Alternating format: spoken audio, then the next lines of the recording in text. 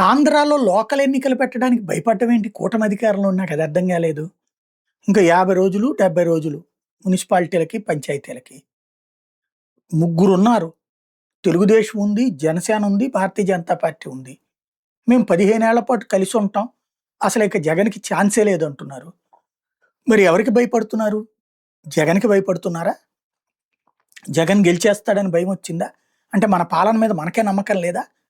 ఎవడైనా ఎన్నికలైన తొందరలో ఎన్నికలు పెడితే, ఏది మెయిన్ ఎన్నికలయ్యాక ఏడాది, ఏడాదిన్నర లోపు ఎన్నికలు పెట్టేస్తే స్థానిక ఎన్నికలు ఈజీ అవుతది. జగన్ టైంలో పెట్టేసాడతను. కరోనా కారణంగా నిమ్మగడ్డ గారు తీసుకెళ్ళి కావాలని చెప్పి ఆలస్యం చేశాడు గానీ, అది కూడా పంచాయతీ ఎన్నికల్లో ఎప్పుడైతే 80% జగన్ గెలుచుకొచ్చాడో, దాన్ని చెడగొట్టడం కోసం చేసుకొచ్చాడు. అది కూడా రెండో విడత వచ్చేటప్పటికి అప్పటికి ఆక్సిజన్ సరిగ్గా అందక జనాలు ఇబ్బంది పడ్డారు కాబట్టి, అప్పుడు కావాలని చెప్పి ఎన్నికలు పెట్టాడాయన. సరే కాదు నేను అట్ట కాదు నేను అంత నిబంధనల ప్రకారమే అని చెప్పొచ్చు. మొదటేమో కరోనా కారణంగా ఆపానన్నాడు. కరోనా ఉండగా సీరియస్‌గా ఉండగా ఎన్నికలు పెట్టాడు. అంటేనే ఆయన ఆలోచన ఏంటో అర్థమైపోతుంది. ఆయన తర్వాత ఎవరి పక్షాన పనిచేస్తున్నాడో కూడా అర్థమైపోతుంది. అయినా కూడా జగన్ గెలుచుకొచ్చాడు మున్సిపాలిటీలోను, కార్పొరేషన్స్. ఇప్పుడు అదే కదా! ఇప్పుడు 2 ఏళ్ళు లెక్క ప్రకారం. అందుకే కదా! అప్పుడు 5 ఏళ్లకే టర్మ్ కాబట్టినే కదా ఇప్పుడొస్తుంది ఎన్నికలు. అంటే జగన్ ధైర్యంగా చేసిన ఎన్నికలు సింగిల్‌గానే అతనెళ్ళింది. మనం ఎందుకు భయపడిపోతున్నాం? పోనీ ఇవాల్టి రోజున కూటమి ప్రభుత్వం పరిపాలన సక్రమంగా లేదా? మనమే చెప్తున్నాం గదా! కోట్ల రూపాయలు, లక్షల కోట్ల రూపాయల నిధులు తీసుకొచ్చే ఇదే పెట్టుబడులొచ్చేసినియి. అద్భుతాలు జరిగిపోతున్నాయి. అసలు రాష్ట్రంలో ప్రజలకి కష్టం అనేది లేదు. అందరూ సుఖ సంతోషాలతో ఉన్నారు. ఇదివరకు ఎవరు కూడా సరిగ్గా బట్టలేసుకునేవాళ్ళు గాదు, సరిగ్గా తినేవాళ్ళు గాదు. అనుక్షణం భయపడిపోయేవాళ్ళు. ఇప్పుడు చాలా ప్రశాంతంగా, సుఖంగా ఉన్నారు.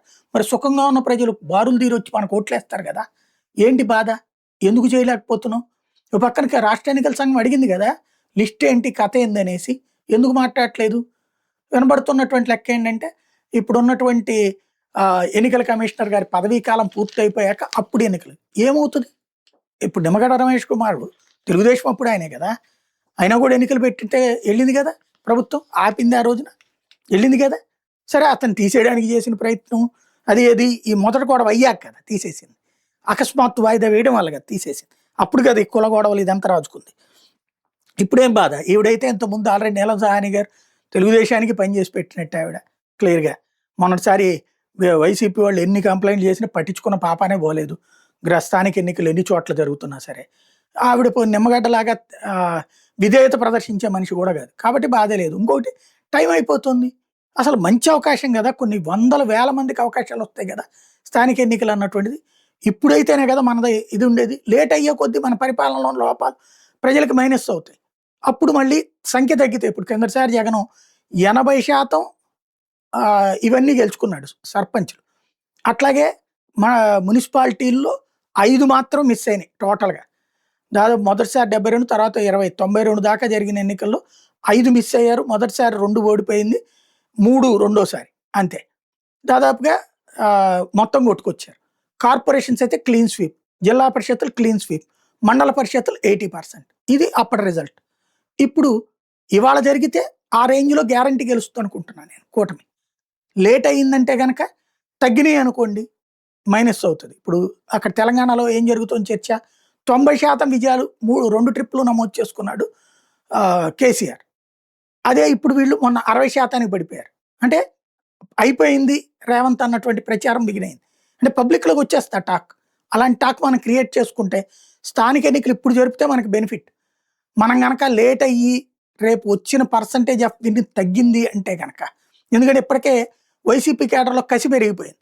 ఇంతకుముందు కేసులకి భయపడినటువంటోడు కూడా ఇప్పుడు ధైర్యంగా తీసుకెళ్ళి బొక్కలో దొయినని చెప్పేసి సంచులు పట్టుకొని కూర్చొనున్నారు. రెబలిజం పెరుగుతోంది సోషల్ మీడియాలో కూడా. అది కంటిన్యూ అయిందంటే గనక రేపు పొద్దున్న దెబ్బ అవుతది. ఈ మెజారిటీ అధికార పక్షానికే వస్తాయి. కానీ క్రిందటిసారి అంకెతో పోల్చుకుంటారు. ఎందుకంటే 18లోది పోని 14, 19 మధ్యలో తెలుగుదేశంతో కంపేర్ చేద్దాం అప్పుడు ఎన్నికలు పెట్టలేదు తెలుగుదేశం. కాబట్టి కంపారిజన్ చూసినప్పుడు మొన్నటిసారి జగన్ వచ్చినప్పుడే ఫస్ట్ టైం పెట్టింది విడిపోయిన రాష్ట్రంలో. మళ్ళీ ఇప్పుడు కంపారిజన్ చూసుకుంటారు. అప్పుడు లేట్ అయ్యి కొద్ది సంఖ్య కనుక అటుకొచ్చిందంటే మైనస్ అవుతుంది. కాబట్టి ఇప్పుడు పెట్టుకోవడం కరెక్ట్.